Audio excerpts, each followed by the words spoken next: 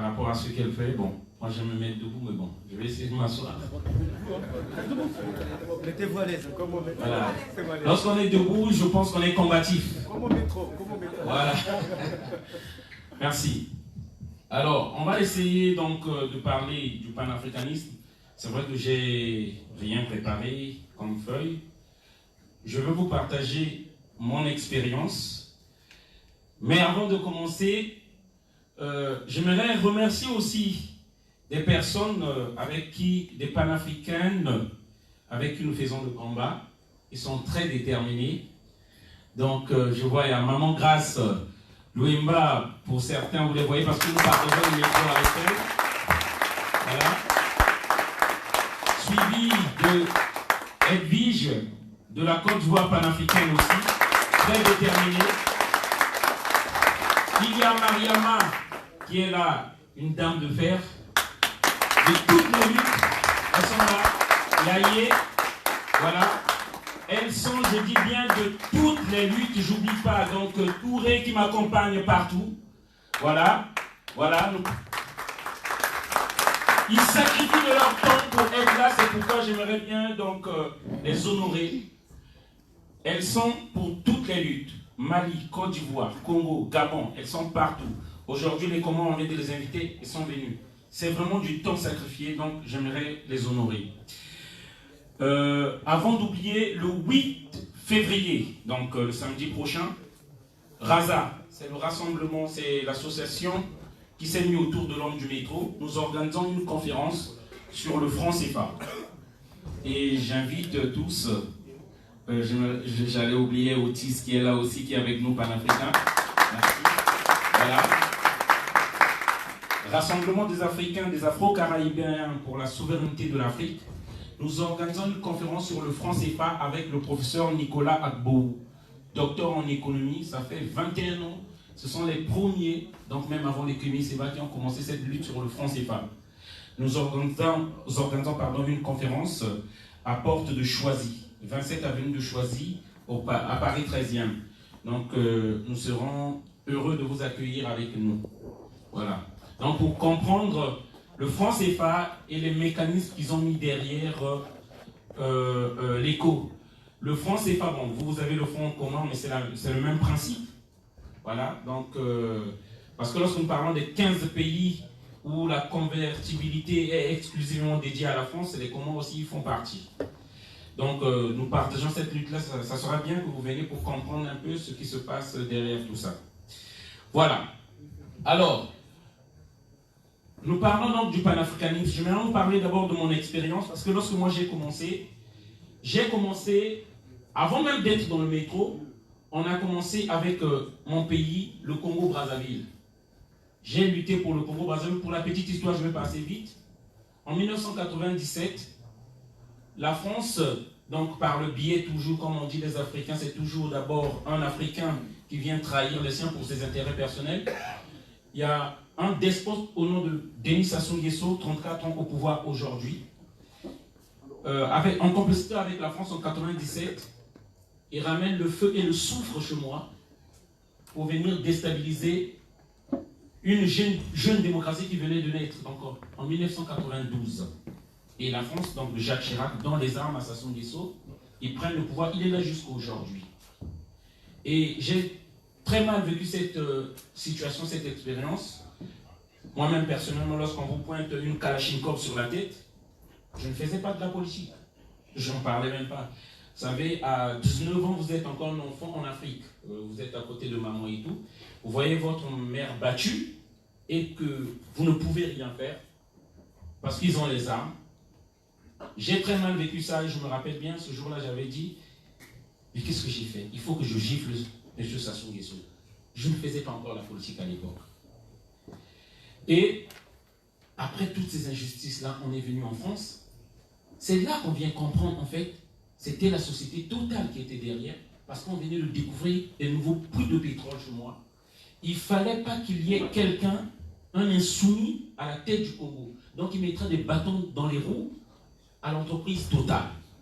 Donc il fallait contrôler les richesses de la France, du Congo-Brazzaville. C'est la même chose qu'ils font au Gabon. C'est la même chose qu'ils font en Côte d'Ivoire. La Côte d'Ivoire, c'est 40% de la masse monétaire de l'Afrique centrale. Pardon, de l'Afrique de l'Ouest. Il ne fallait pas accepter un insoumis comme Gbagbo à la tête. C'est ça la réalité. Lorsqu'on nous parle des élections, qu'on nous parle, c'est pas d'abord ça. Parce que le grand problème, pourquoi c'est la France qui vient s'ingérer dans le problème des Africains? Pourquoi ce n'est pas des Africains qui s'occupent d'abord de leurs problèmes? C'est d'abord ça le problème. Alors, donc, lorsqu'on arrive en France, on commence à militer pour dire Sassou Nguesso dégage, Sassou Nguesso dégage. Et la série sur le gâteau, c'est François Hollande. Déjà, avant qu'il fasse un discours à Dakar, il dit que la France ne sera pas aux côtés des dictateurs. Et après, il vient dire, M. Sassou a le droit de modifier la Constitution. Et on a tué des Congolais en masse. Et c'est ce qui m'a réveillé, qui m'a révolté. Je me suis dit non.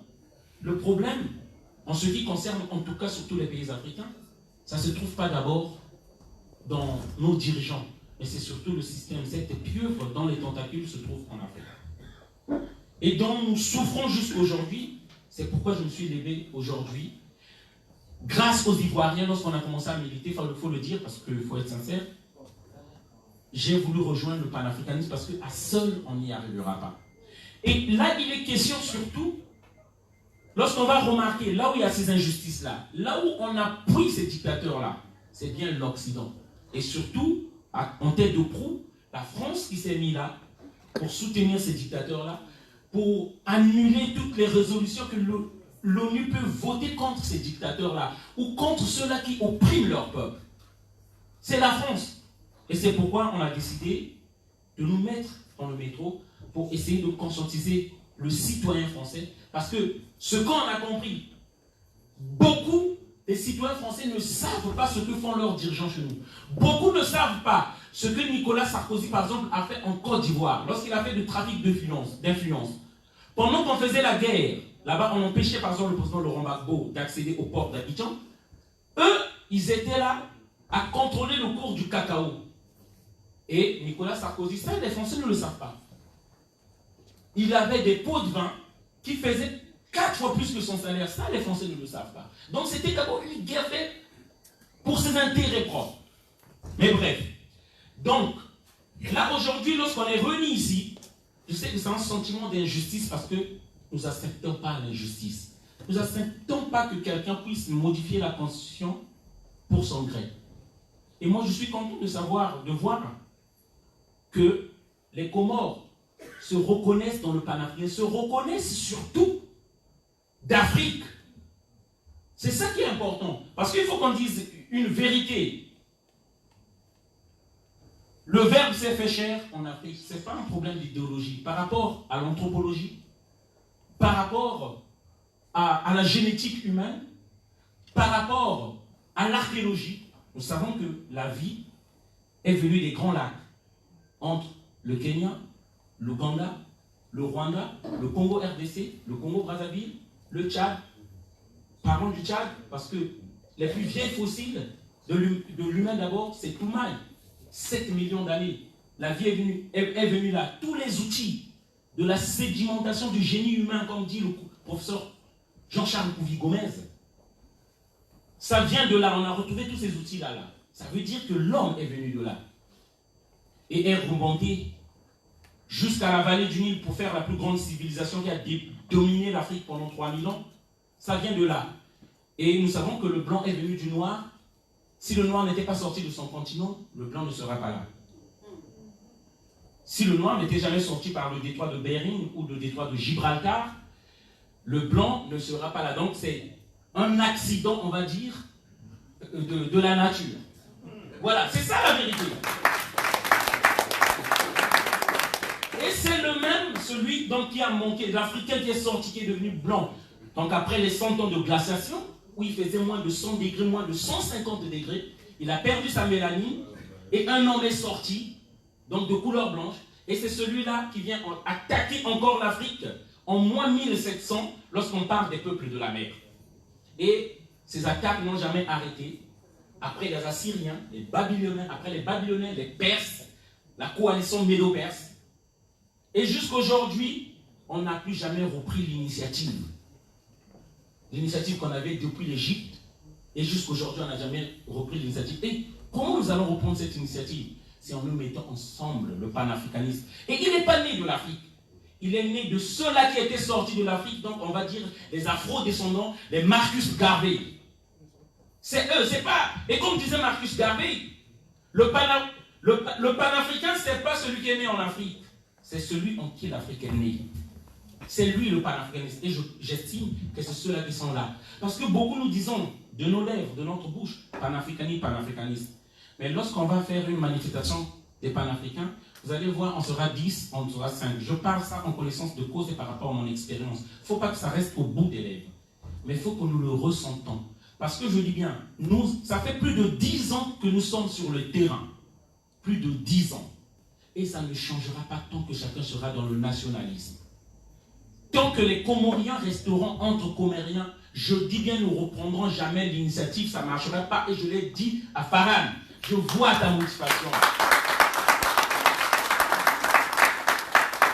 Je vois ta détermination. Si on avait 1000 comme toi, 10 000, ça marcherait. Mais nous tous, on n'a pas la même détermination. Et tant que vous resterez juste seul, entre Comoriens, et là, à la place de la République, désolé de te dire cette vérité-là, vous allez vieillir, là-bas, vous allez vous fatiguer parce que la jeunesse n'est pas éternelle, et on va vous enterrer là, à Pontin, à côté là. Moi aussi, à côté là. Ça n'avancera pas même dans le temps. J'ai essayé d'être dans les partis politiques dans mon pays pensant que ça va changer quelque chose. Mais je me suis dit, l'Afrique, c'est pas là. On ne peut pas rentrer dans le système occidental. Il faut créer notre système à nous. Même la démocratie qu'on nous vante là comme religion, qu'il fallait être dans la démocratie, on a attaqué, on a tué Muammar Kadhafi parce que dit-on, il n'y avait pas la démocratie, qu'on a déifié. Regardez ce qu'est devenu la Libye aujourd'hui. Dans quel pays l'Occident a promis la démocratie et où ils ont pu installer cette démocratie-là? En Irak, ils ont tout détruit. Regardons l'Irak aujourd'hui. Regardons la Syrie, un cimetière. Regardons la Libye. Aujourd'hui, nous savons, ils ne sont pas légitimes de nous parler même de droits de l'homme. Regardez ils nous parlent de sauvagerie. Regardez la sauvagerie, ceux-là qui guident l'humanité aujourd'hui. Regardez la sauvagerie, comment ils ont empalé les gens, découpé les têtes. Regardez, ils nous parlent d'une barbarie, mais il n'y a pas mieux que eux pour cette barbarie-là.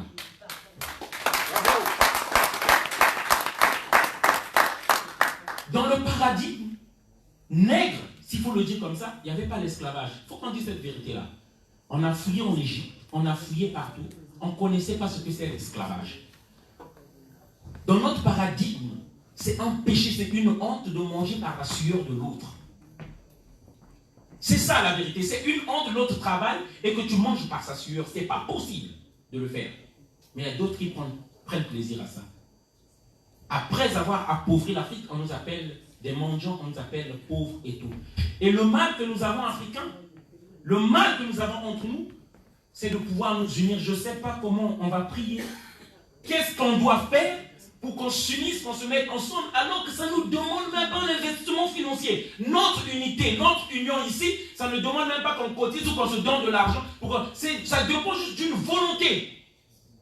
Notre volonté de nous mettre ensemble.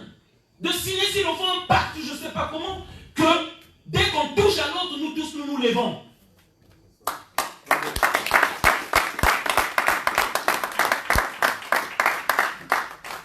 Un petit exemple, il y a nos frères juifs qui m'ont dit, Donald, ils ont dit en tout cas à un ami, vous savez, lorsqu'on dit que nous nous aimons entre nos juifs, on ne s'aime pas, pour vous dire la vérité. Il y a beaucoup de haine et de colère entre nous. Mais nous avons des principes. Dès qu'on touche à un, sans se demander, il faut qu'on se lève. Et moi, je pense que c'est ce qui manque aux Africains. Cette unité-là. Lorsque ça arrive chez les Comoriens, bon, ils sont à l'archipel là-bas, c'est des Comoriens, c'est pas nous. Ils peuvent mourir, ça c'est pas un problème. Lorsqu'on a attaqué la Côte d'Ivoire, les Maliens se sont dit, bon, ça c'est le problème des Ivoiriens. Nous, on n'est pas là. Lorsqu'on attaque le Congo en train de brûler, les Gabonais disent, bon, tant que c'est eux là-bas, c'est pas chez nous. Mais effectivement, Gbagbo, c'est ce qu'il disait, c'est pourquoi l'Afrique a été colonisée. C'est parce que lorsqu'on attaquait les autres, on disait, c'est pas nous, ça concerne les autres. Et aujourd'hui, lorsque ça vous concerne, on est étonné. Donc c'est pourquoi j'aimerais dire, notre unité ne demande pas un investissement financier. Il est temps qu'on s'unisse. En 2020, ça doit être l'année des convergences de lutte. Il y a une association qu'on appelle Afrique Téléma. C'est une association, c'est une plateforme qui réunit les associations. Il n'y a pas quelqu'un qui est à la tête encore. C'est ensemble qu'on va décider si la plaque sera tournoyante avec une durée limitée de 3 mois, 6 mois, 1 année. J'invite tous les activistes africains, j'invite tous ceux qui veulent vraiment qu'on fasse quelque chose. Parce que moi je crois, le jour qu'on va respecter l'Africain qui est en Afrique, tous les Noirs de la planète seront respectés à ce moment-là. Partout où seront. Notre lutte, c'est pas être contre l'homme blanc, c'est même pas d'aimer ou de ne pas aimer l'homme blanc, mais c'est sur une justice, l'égalité des races et surtout le respect. Qu'on nous respecte. Je pense que c'est ça notre lutte, tout d'abord. Qu'on nous respecte autant qu'on respecte les autres. Qu'on arrête de piller l'Afrique, qu'on arrête de venir nous imposer des dirigeants. Voilà. Et que l'homme africain, l'homme noir soit aussi sacré que le blanc. C'est ça. Parce que si c'était le blanc qui était en train de mourir dans la Méditerranée, moi je pense qu'on aurait vite trouvé des solutions pour que cela s'arrête. Mais comme c'est l'homme noir, c'est pourquoi tout le monde ne fait pas attention à ça. Voilà. Donc le message, c'était celui-là que je voulais apporter. Ma petite expérience, la convergence des luttes. On est ensemble et nous devons continuer encore la lutte. Voilà. Et mettons-nous ensemble, ça ne nous demande aucun investissement financier. Merci encore à Farhan, merci à tout le monde. Et j'espère qu'à la prochaine manifestation que nous allons organiser panafricaine, on verra tout ce monde-là avec nous. Merci encore, la lutte continue, Ingeta. Merci.